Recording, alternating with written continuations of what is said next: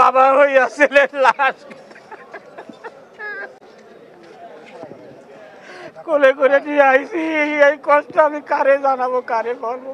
Madhya Badda post office গল্লির মুখে পুলিশের গুলিতে উনি নিহত হন।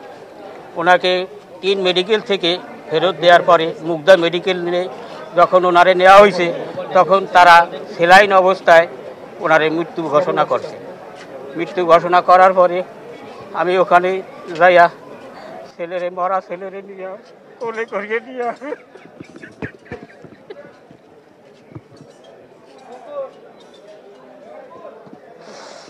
বাবা হইয়া ছেলের লাশ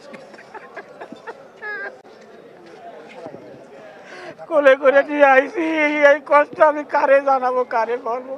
এক্সট্রিম মশার কয়েল প্ল্যান্ট ফাইবার দিয়ে তৈরি, তাই সহজে ভাঙে না, সুগন্ধিযুক্ত ও নিরবিচ্ছিন্নভাবে জ্বলে। ডেঙ্গু, চিকুনগুনিয়া বাহি সহ যে কোনো মশার বিরুদ্ধে দেয় এক্সট্রিম সুরক্ষা।